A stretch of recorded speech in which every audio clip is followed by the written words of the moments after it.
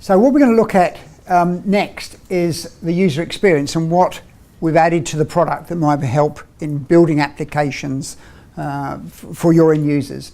The first one is animation, and we've provided some animation for controls so that you can bring things onto a form or take them off of a form in an animated fashion, and we'll do a little demo in a minute and show you how easier that is to code and what sort of effects you can create. We've provided a new event called the mouse hover, and this will prevent you from needing to do all those mouse move type things that you have to do to achieve this, and it's a lot faster once you've done it.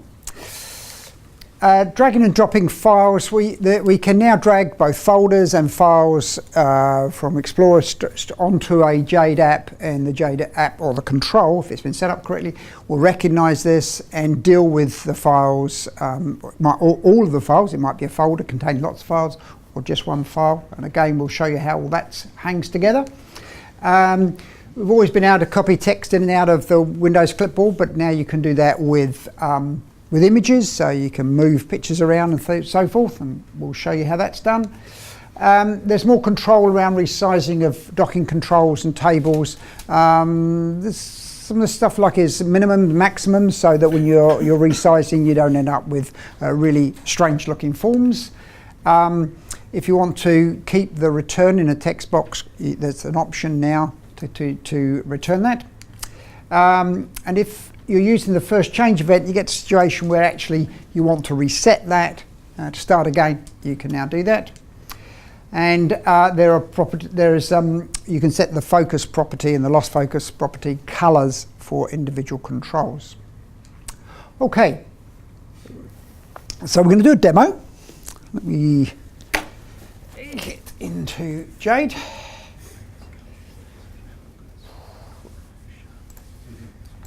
This is the Jade development environment in the Lincoln that Mia was showing you. Nice and crisp and clean, as you can see. Now we're looking at a method here on a form, just the click method on a form, and we're going to animate all these controls onto this form. As you can see, the method that's provided, you need to give it a time, how long you want the animation to take, and you've got various options. You can, left to right, bottom to top, and so forth. And of course, you can concatenate those, so you can do top to bottom and left to right, and you can see controls coming onto the form that way. Okay, so let's see what that looks like.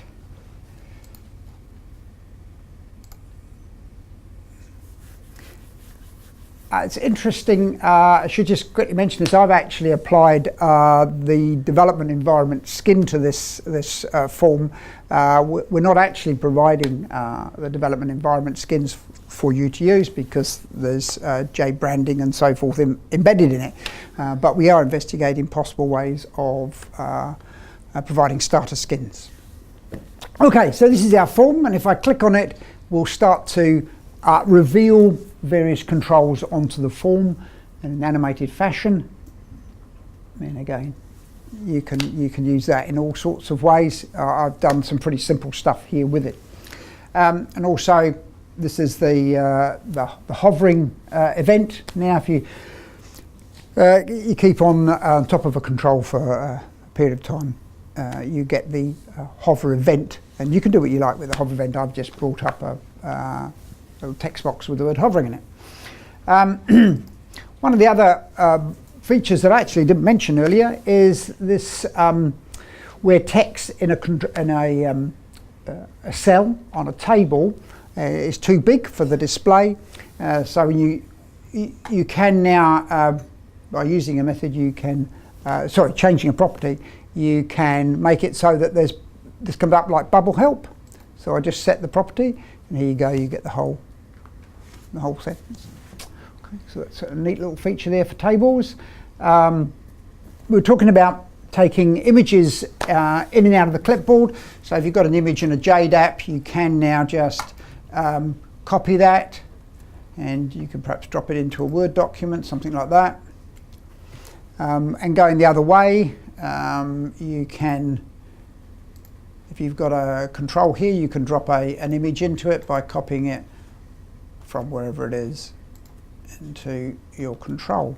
So all those things are now available using the Windows clipboard. And lastly, we mentioned about file drag and drop. So let's bring up Explorer. Let's bring that down. Let's find a file here.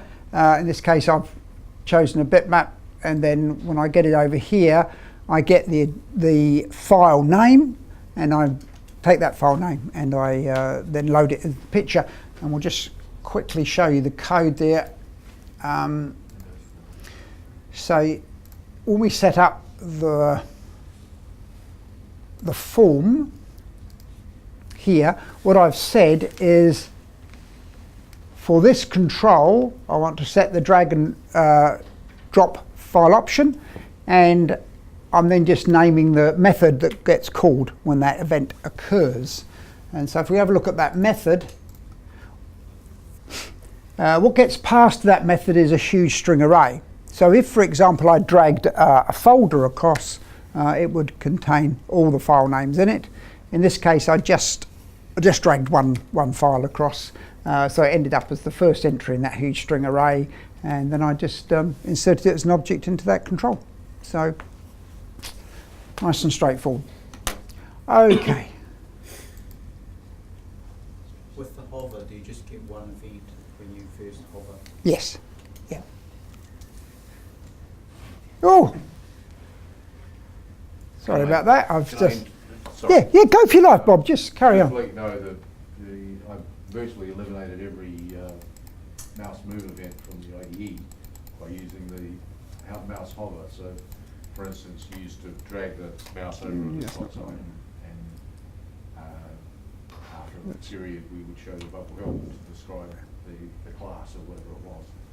And that used to use mouse move events, and particularly in a thin client environment, that's very expensive because there's an enormous amount of traffic that goes back and forth. So now that a mouse hover, basically you get that one event saying, well, the mouse has been at rest at the same point for a second or so, and we generate that event, and it saves a lot of resources. So just emphasising a point that can make a difference in some of your thin clients. Thanks, Bob.